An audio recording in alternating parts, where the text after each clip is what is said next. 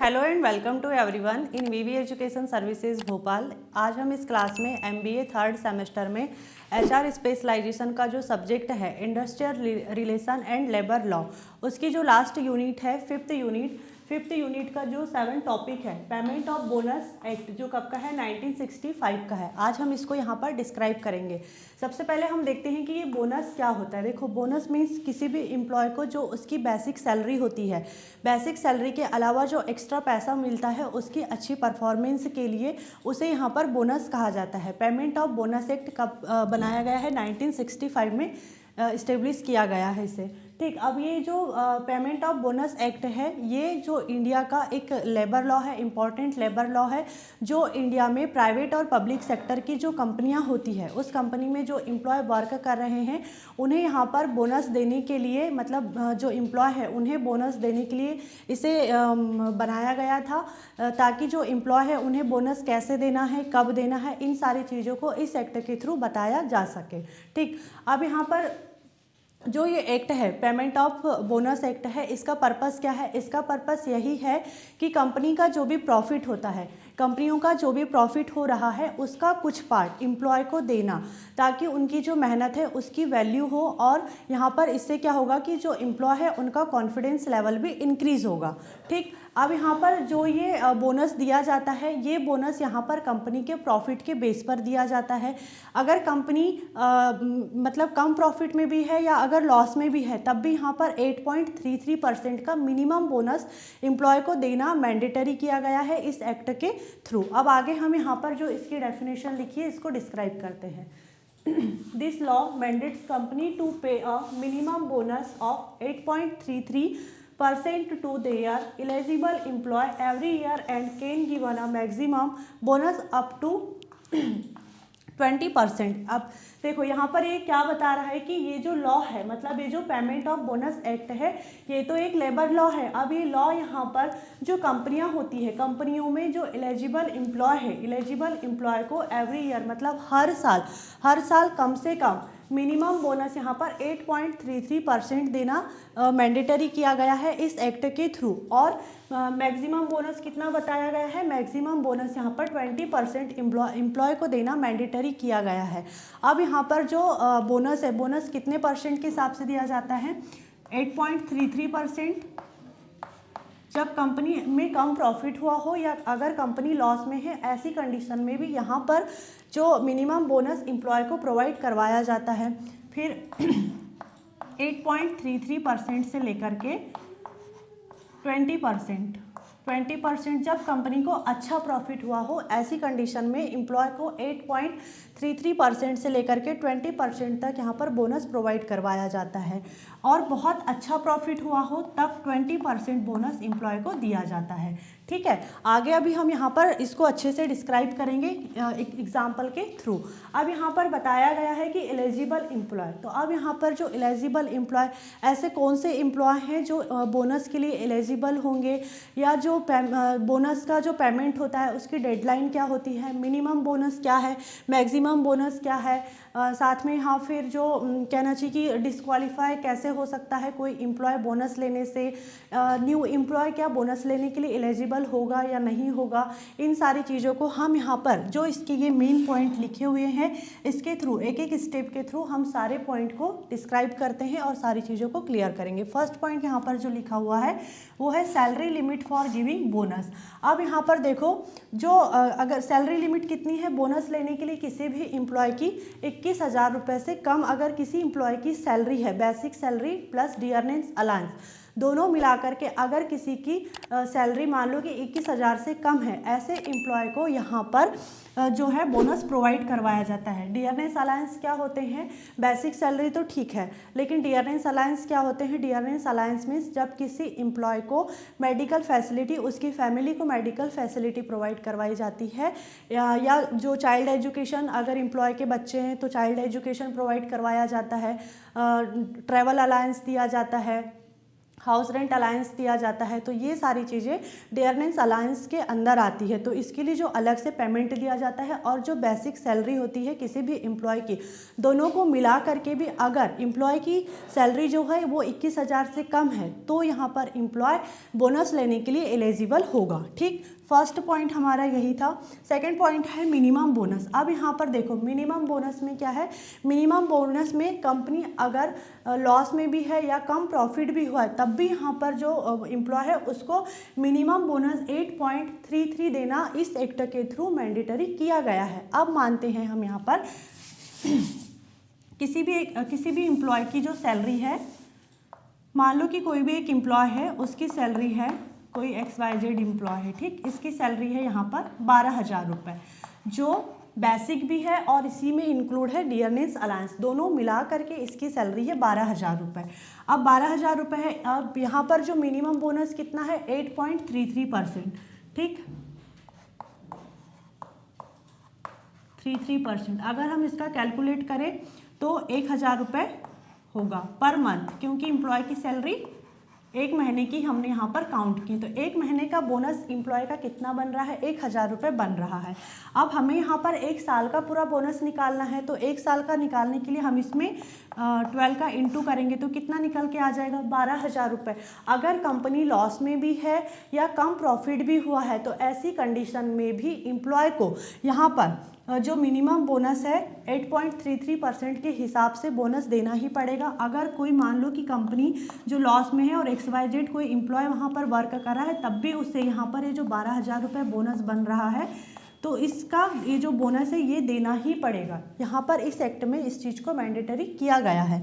फिर है maximum bonus. Maximum bonus में क्या होता है, यहाँ पर जब जो कंपनी होती है, कंपनी यहाँ पर जब बहुत अच्छे प्रॉफिट में होती है तब यहाँ पर 20%, जो मैक्सिमम बोनस कितना बताया था 20% यहाँ पर एम्प्लॉय को दिया जाता है। अब यहाँ पर मान लेते हैं कि कोई एक एम्प्लॉय है, एक एम्प्लॉय मान लेते हैं ABC, ठीक, कोई एक एम्प्लॉय है, इसकी सैलरी है 15,000 रुपये, इसमें डियरनेस अलायंस और इसकी बेसिक सैलरी दोनों है, ठीक है। यहाँ पर अब इसको कितना परसेंट यहाँ पर बोनस मिल रहा है, मैक्सिमम बोनस कितना है 20%, ठीक, 20%। अब हम यहाँ इसका कैलकुलेट करेंगे तो 3,000 रुपये निकल कर आया। ये पर मंथ का है, ठीक, पर मंथ का है क्योंकि हमने एम्प्लॉय की एक ही मंथ की सैलरी को लेकर के कैलकुलेट किए हैं। अब यहाँ पर हमें जैसे हमने यहाँ पर कैलकुलेशन किए थे वैसे ही सेम हमें यहाँ पर एक साल का पूरा बोनस निकालना है, तो कितना निकल के आएगा 36,000 रुपये। तो जब कंपनी बहुत अच्छे प्रॉफिट में है, प्रॉफिट अर्न की है, तब यहाँ पर जो एम्प्लॉय की सैलरी 15,000 रुपये पर मंथ थी उसका बोनस 36,000 रुपये उससे देना होगा, ठीक। तो ये था मिनिमम बोनस और मैक्सिमम बोनस। अब देखते हैं next minimum working days requirement. अब यहाँ पर देखो बोनस लेने के लिए मिनिमम वर्किंग डेज कितने होना चाहिए, कितना रिक्वायरमेंट है यहाँ पर, तो 30 डेज। अगर एक साल में भी एम्प्लॉय ने 30 दिन काम किया है तो वो यहाँ पर बोनस लेने के लिए एलिजिबल होगा। जैसे मान लो कि कोई एक एम्प्लॉय है, मान लो XYZ कोई एम्प्लॉय है, ठीक, इसी में से ले लेते हैं, और एक है ABC।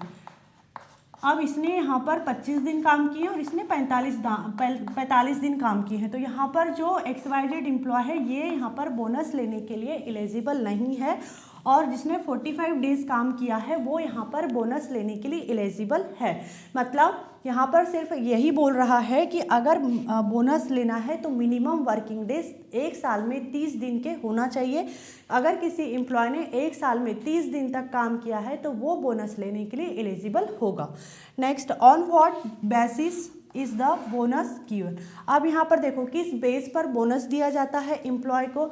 यहाँ पर जो कंपनी का प्रॉफिट रहता है, जैसे कैलकुलेशन अभी हमने यहाँ पर किए, तो यहाँ पर जो कंपनी का प्रॉफिट होता है, कंपनी के प्रॉफिट के हिसाब से यहाँ पर एम्प्लॉय को बोनस दिया जाता है। और जो एम्प्लॉय की सैलरी होती है, सैलरी लिमिट को देखा जाता है कि उसकी सैलरी, मतलब जो एम्प्लॉय है, एम्प्लॉय की सैलरी 21,000 से ज़्यादा तो नहीं है।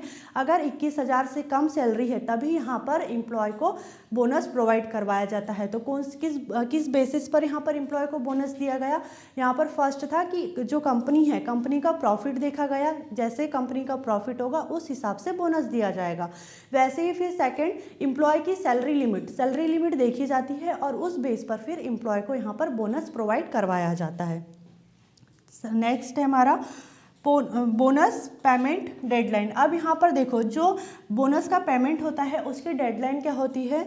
Within 8 month. ठीक,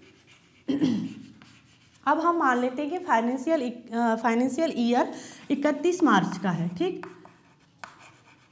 31 मार्च का है फाइनेंशियल ईयर। अब यहाँ पर जो बोनस का पेमेंट है, बोनस का पेमेंट 8 महीने के अंदर देना होगा। ठीक, जो एम्प्लॉयर है उसे या जो कंपनी है उसे 8 महीने के अंदर यहाँ पर जो बोनस का पेमेंट है वो यहाँ पर एम्प्लॉय को देना होगा। 31 मार्च फाइनेंशियल ईयर मान ली हमने यहाँ पर 2024-25 का। अब यहाँ पर 8 महीने बोलने से नवंबर।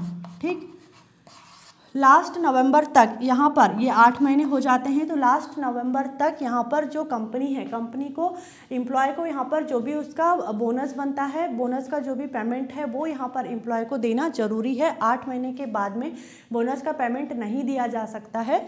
अगर कोई भी कंपनी है या जो एम्प्लॉयर है वो बोनस का पेमेंट देने से मना भी नहीं कर सकती, उसे देना ही पड़ेगा इस एक्ट के थ्रू। ठीक, new employers also eligible for bonus. अब यहाँ पर देखो, चाहे एम्प्लॉय न्यू हो या ओल्ड हो, अगर उसने 1 साल में 30 दिन तक काम किया है और उसकी सैलरी लिमिट 21,000 रुपये से कम है, तो दोनों एम्प्लॉय यहाँ पर दोनों कंडीशन जिस पर अप्लाई होती है, ऐसे एम्प्लॉय यहाँ पर बोनस लेने के लिए एलिजिबल होते हैं। फिर maintenance for records is mandatory for bonus payment. अब यहाँ पर देखो, जो बोनस का पेमेंट है, बोनस का पेमेंट लेने के लिए यहाँ पर जो रिकॉर्ड है, रिकॉर्ड को मेंटेन करके रखना मैंडेटरी है। अब यहाँ पर ऐसे कौन से रिकॉर्ड है जिसको मेंटेन करके रखना पड़ेगा? तो जो एम्प्लॉयर होता है, एम्प्लॉयर यहाँ पर जो प्रॉफिट और लॉस अकाउंट है, अटेंडेंस रजिस्टर है, या फिर जो सैलरी रजिस्टर है, बोनस पेमेंट का जो रजिस्टर होता है, इन सारी चीज़ों को यहाँ पर मेंटेन करके रखता है ताकि जो बोनस का पेमेंट है उसे सही कैलकुलेट कर सके और बोनस यहाँ पर एम्प्लॉय को सही से मिल सके। फिर है डिस्क्वालिफिकेशन फ्रॉम बोनस। अब यहाँ पर देखो, ऐसा कौन सा एम्प्लॉय है जो बोनस के लिए डिस्क्वालीफाई हो सकता है? तो अगर कोई एम्प्लॉय यहाँ पर मिसबिहेव करता है, वायलेंस करता है, स्टील मतलब चोरी करता है, फ्रॉड करता है, या अगर जानबूझ करके जो कंपनी है उसकी मशीनों को डैमेज करता है, तो ऐसी कंडीशन में एम्प्लॉय को यहाँ पर बोनस लेने से डिस्क्वालीफाई कर दिया जाता है। ठीक, तो ये सारे पॉइंट हमने यहाँ पर क्लियर किए कि बोनस कैसे प्रोवाइड होता है किसी भी एम्प्लॉय को और कौन कौन से टर्म एंड कंडीशंस होती है। ठीक, तो आज का हमारा जो टॉपिक था वो क्या था? पेमेंट ऑफ बोनस एक्ट था, जो कब का है? 1965 का है। यहाँ पर जो एम्प्लॉय है, एम्प्लॉय को मिनिमम बोनस कितना दिया जाना चाहिए? 8.33%, चाहे कंपनी लॉस में भी क्यों ना हो, लेकिन ये देना मैंडेटरी है। और मैक्सिमम बोनस कितना? 20% देना मैंडेटरी है जब कंपनी का बहुत अच्छा प्रॉफिट होता है तब। ठीक, अब यहाँ पर जो सैलरी लिमिट बताई गई थी बोनस लेने के लिए एम्प्लॉय की, वो कितनी थी? 21,000 रुपये से कम, जिसमें basic salary plus dearness alliance दोनों इंक्लूड होते हैं। फिर यहाँ पर जो वर्किंग डेज, कितने वर्किंग डेज था? 30 डेज। यहाँ पर मतलब 1 साल में अगर 30 दिन किसी एम्प्लॉय ने काम किया है तो वो बोनस लेने के लिए एलिजिबल है। फिर यहाँ पर जो डेडलाइन है बोनस पेमेंट की, वो 8 महीने के अंदर एम्प्लॉयर को या जो कंपनी है उसे यहाँ पर बोनस का जो पेमेंट होता है वो एम्प्लॉय को देना मैंडेटरी किया गया है। चाहे एम्प्लॉय न्यू हो या ओल्ड हो, अगर 30 दिन काम किया है उसने और 21,000 रुपये से सैलरी कम है, तब यहाँ पर जो एम्प्लॉय है वो बोनस लेने के लिए एलिजिबल होता है। फिर यहाँ पर जो बोनस का पेमेंट लेने के लिए जो भी रिकॉर्ड रखते हैं कंपनी में रिकॉर्ड को मेंटेन करके रखना जरूरी है ताकि जो बोनस का पेमेंट है वो सही से कैलकुलेट किया जा सके। फिर डिस्क्वालिफिकेशन में डिस्क्वालीफाई कैसे हो सकता है कोई एम्प्लॉय? तो जब कोई एम्प्लॉय यहाँ पर मिसबिहेव करता है, चोरी करता है, फ्रॉड करता है, हिंसा करता है मतलब वायलेंस करता है, या अगर जानबूझ करके मशीनों को डैमेज करता है, तो ऐसी कंडीशन पर एम्प्लॉय को यहाँ पर बोनस नहीं दिया जाता। ठीक, तो आज का हमारा टॉपिक यहीं एंड होता है। Thank you for watching this video.